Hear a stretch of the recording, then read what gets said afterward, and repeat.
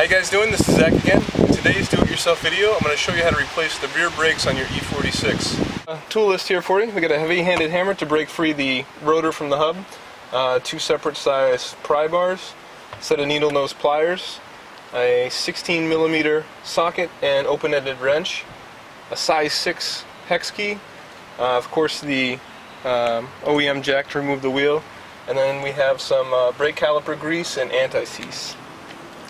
Now the first thing I did was went ahead and jacked up the car and properly supported it, chalked the wheels, and next I'm going to go ahead and remove the lug nuts and remove the wheel.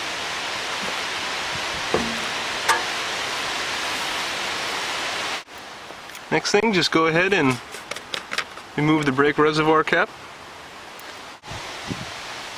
Alright, the next thing we're going to do here is remove the anti-rattle clip. You can use a flathead screwdriver, wrench, and I'm just going to use a pry bar here, and pry away from the hub onto the anti-rattle clip. Just remove it like that.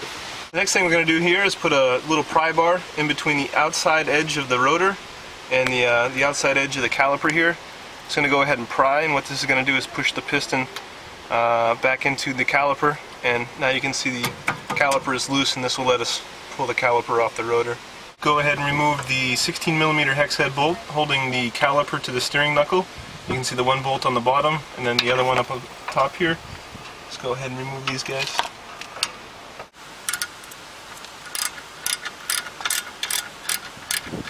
Using a size 6 hex wrench, let's go ahead and remove the retaining bolts here on the rotor. And then use a heavy hammer here, striking the face where you bolt the wheel to the hub, just to break free any rust. And remove the rotor. Alright, the next thing we're going to do here is use our pry bar to just go ahead and remove the old brake pads out of the caliper. Just going to go in here and pry them out.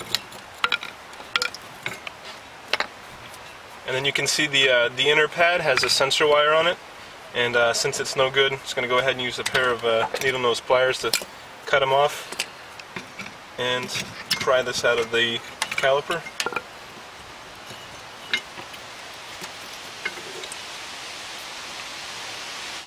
I went ahead and gave FCP Groton a phone call, ordered up a set of PBR ceramic brake pads, some OEM style rotors, and a new pad sensor wire. Alright, went ahead and put a little anti-seize around the edge of the hub there where the rotor meets. So I'm going to go ahead and put the rotor back on. Go ahead using my size 6 Allen wrench. Put the retaining bolt back on.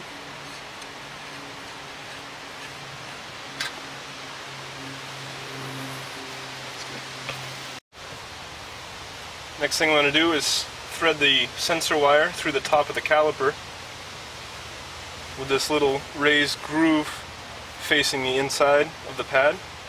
Just going to go ahead and clip that into place. I also went ahead and put a little anti-squeak lubrication on the back of the pad. I'm just going to go ahead and feed the pad through, lock it into place on the piston.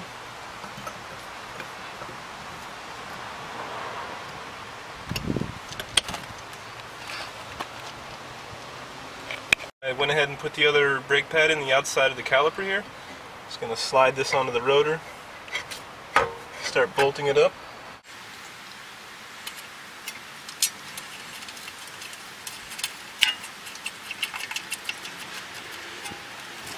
And then, because the caliper has been stretched out, you're going to have to go ahead and use an open-ended wrench, open-ended 16, to go ahead and finish tightening down these bolts.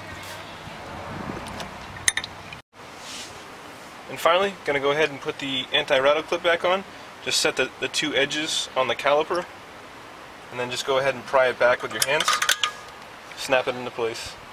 Next, just go ahead and reroute the brake pad warning sensor wire. Make sure to put all the clips in place here.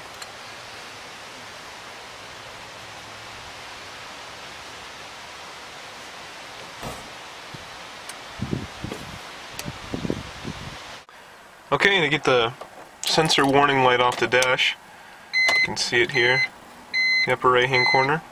2 clicks forward the door open for 40 seconds and the light should automatically go off here.